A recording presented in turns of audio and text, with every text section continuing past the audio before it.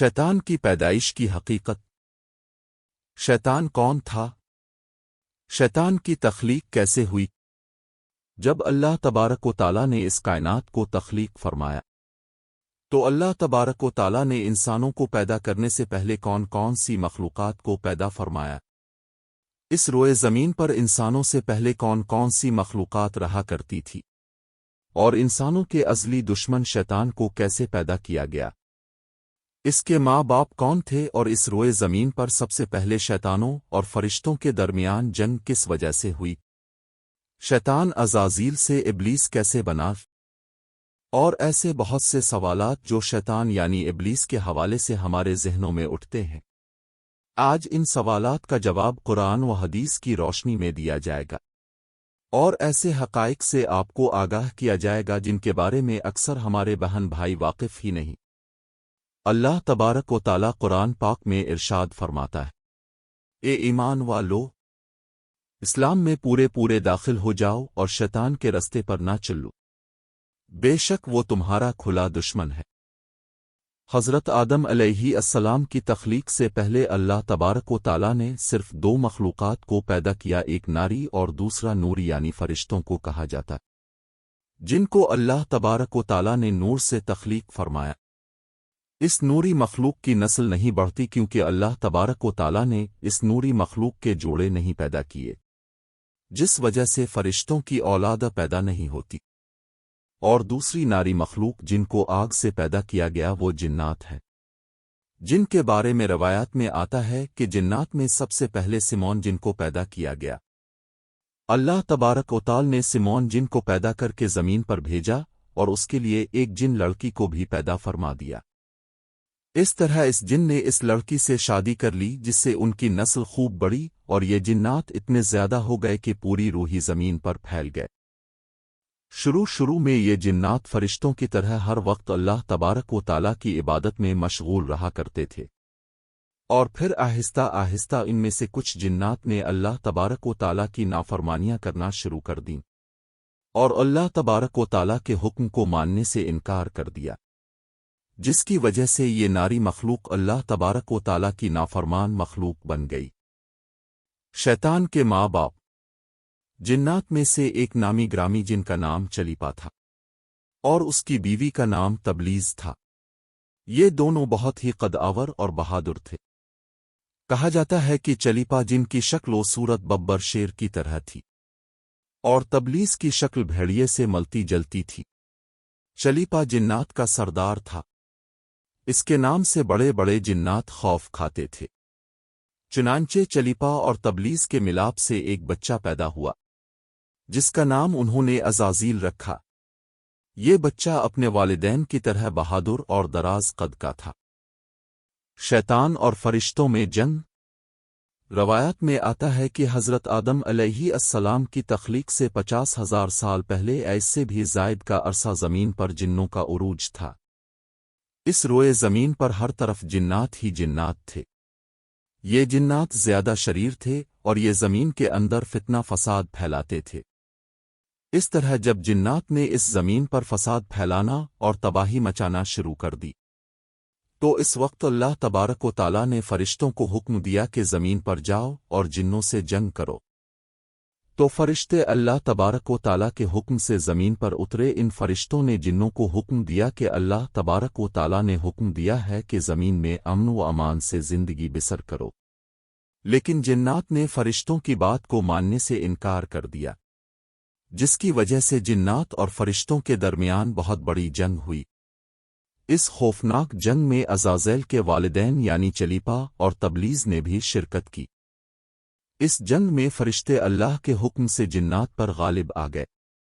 اس جنگ کے اندر بہت سارے جنات مارے گئے، جن میں عزازیل کے والدین بھی شامل تھے، اور باقی سرکش جنات کو اللہ تبارک و تعالیٰ کے حکم کے مطابق قید کر لیا گیا۔ ان قیدیوں میں عزازیل بھی شامل تھا۔ فرشتے جب ان جنات کو قید کر کے آسمانوں کی طرف لے گئے تو شیطان بھی ان کے ساتھ آسمان پر چلا گیا۔ پھر اللہ کی طرف سے فرشتوں کو حکم ملا کہ عزازیل کی بہترین تربیت کی جائے اور اس کی اچھی پرورش کی جائے۔ فرشتوں نے عزازیل کو عبادت کرنے کی بہترین طریقوں سے آگاہ کیا، جس کی وجہ سے عزازیل اللہ تبارک و تعالیٰ کا ایک عبادت گزار بندہ بن گیا اور اللہ تبارک و تعالیٰ کی بارگاہ میں بہت بڑا مرتبہ حاصل کر لیا۔ اس دوران عزازیل بہت قابل اور عقل مند بن گیا۔ اس وقت اللہ تبارک و تعالیٰ نے عزازیل کو فرشتوں پر استاد مقرر کر دیا۔ عزازیل فرشتوں کو تعلیم و تربیت دینے لگا، اور فرشتے عزازیل کے پاس آتے اور علم حاصل کرتے۔ فرشتے عزازیل کو نیک اور پرہیزگار کہا کرتے تھے۔ حضرت کعب بن احبار رضی اللہ تعالیٰ عنہ بیان کرتے ہیں کہ عزازیل 40,000 سال تک جنت کا خزانچی رہا، اور اسی سال تک وہ فرشتوں کے ساتھ رہا اور 20,000 سال تک فرشتوں کو تعلیم و تربیت دیتا رہا۔ اس کا مقام اللہ تبارک و تعالیٰ کی بارگاہ میں اتنا زیادہ ہو گیا کہ اللہ تبارک و تعالیٰ کے سب سے مقرب فرشتے حضرت جبرائیل علیہ السلام، حضرت میکائیل علیہ السلام، حضرت اسرافیل علیہ السلام اور حضرت عزرائیل علیہ السلام بھی اس سے تعلیم و تربیت حاصل کیا کرتے تھے۔ اللہ تبارک و تعالیٰ اس کائنات کا حقیقی مالک ہے، اس سے کوئی بھی چیز پوشیدہ نہیں ہے۔ اللہ تبارک و تعالیٰ کو اس بات کا علم تھا کہ یہ عزازیل ایک دن میرے حکم کو جھٹلا دے گا اور اس کا خاتمہ کفر پر ہوگا۔ چنانچہ ایک دن عزازیل کا گزر لوح محفوظ کے قریب سے ہوا تو عزازیل نے لوح محفوظ پر دیکھا جس پر لکھا ہوا تھا کہ میں شیطان مردود سے اللہ کی پناہ مانگتا ہوں۔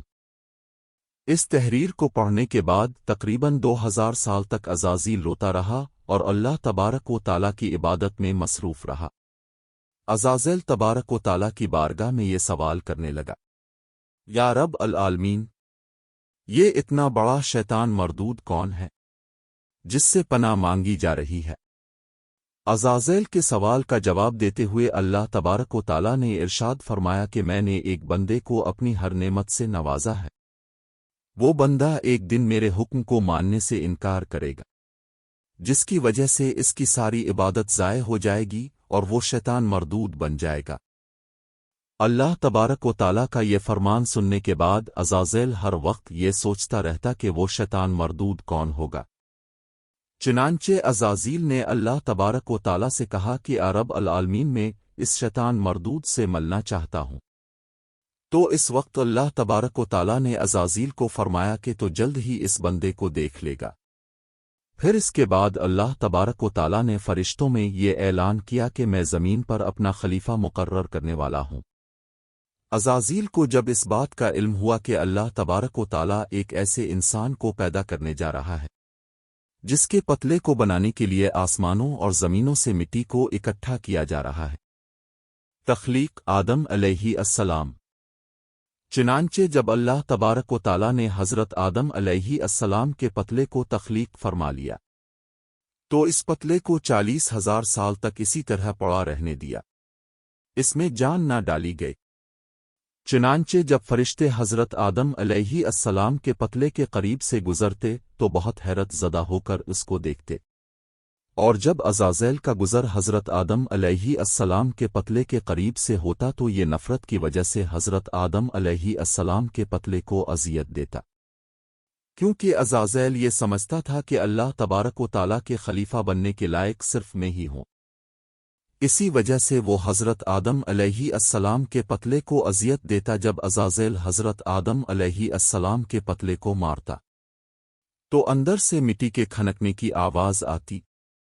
چنانچہ جب اللہ تبارک و تعالیٰ نے حضرت آدم علیہ السلام کو تخلیق فرمایا اور اس کے اندر روح بھی داخل کر دی تو اس دن اللہ تبارک و تعالیٰ نے سب فرشتوں کو حکم دیا، سب میرے پاس اکٹھے ہو جاؤ۔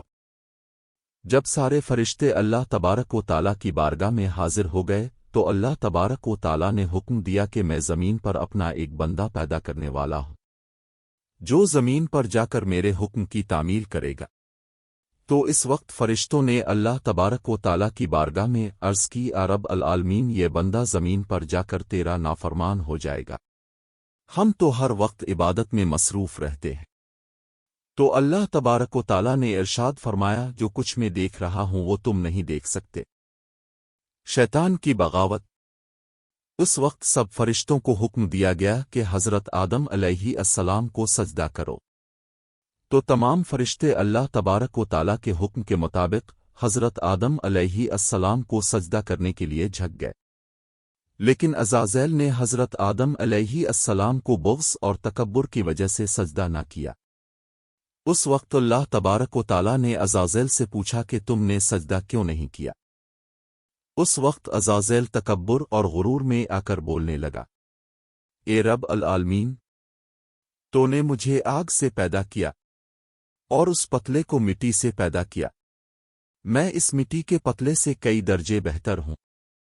عزازیل کی یہ بات سن کر اللہ تبارک و تعالیٰ نے عزازیل کو وہاں سے نکل جانے کا حکم دیا اور فرمایا تو شیطان مردود ہو چکا ہے، تم پر قیامت تک میری لعنت ہوتی رہے گی۔ اس وقت عزازیل کو اس بات کا علم ہوا کہ لوح محفوظ پر جس شیطان کا ذکر تھا وہ در حقیقت میں ہی ہوں۔ اس طرح جب عزازیل اللہ تبارک و تعالیٰ کی نافرمانی کی وجہ سے شیطان مردود بن گیا تو اللہ تبارک و تعالیٰ سے کہنے لگا، اے رب العالمین، میں چاہتا ہوں کہ مجھے قیامت کے دن تک زندہ رہنے کی مہلت دی جائے۔ تو اللہ تبارک و تعالیٰ نے شیطان مردود کی بات مان لی اور اس کو قیامت تک کی مہلت دے دی گئی۔ اس وقت شیطان مردود اللہ تبارک و تعالیٰ کی بارگاہ میں عرض کرنے لگا، میں تیرے بندوں کو راہ سے بھٹکوں گا اور ہر طرح سے تیرے بندوں کو تیرے حکم کا نافرمان بناؤں گا، اور بہت سارے تیرے بندے میرے شکنجے میں آ کر تیری نافرمانی کریں گے اور گناہوں کے اندر مبتلا ہو جائیں گے۔ اس وقت شیطان مردود کو اللہ تبارک و تعالی نے ارشاد فرمایا کہ تو میرے بندوں کو میری راہ سے بھٹکائے گا اور میری نافرمانیوں کے اندر مبتلا کرے گا، میری رحمت بہت بڑی ہے، میں اپنے کرم و فضل سے اپنے بندوں کو معاف کرتا جاؤں گا۔ اس طرح غرور اور تکبر کی سے عزازیل شیطان مردود بن گیا اور اللہ تبارک و تعالیٰ نے لعنت کا طوق اس کے گلے میں ڈال کر اس کو آسمان سے نیچے پھینک دیا، اور اس طرح شیطان مردود ہمیشہ ہمیشہ کے لیے اللہ تبارک و تعالیٰ کی رحمت سے دور ہو گیا۔ روایات میں آتا ہے کہ جب قرب قیامت دوسرا سور پھونکا جائے گا تو اس وقت اللہ تبارک و تعالیٰ شیطان کو دردناک موت عطا فرمائے گا، اور اس کے بعد شیطان مردود کو ہمیشہ ہمیشہ کے لیے جہنم میں داخل کر دیا جائے گا۔ اللہ تبارک و تعالیٰ سے دعا ہے کہ اللہ تبارک و تعالیٰ ہمیشہ اپنی فرمانبرداری میں زندگی گزارنے کی توفیق عطا فرمائے اور شیطان مردود کے شر سے ہمیں، ہمارے اہل و عیال اور تمام امت مسلمہ کو محفوظ رکھے، آمین۔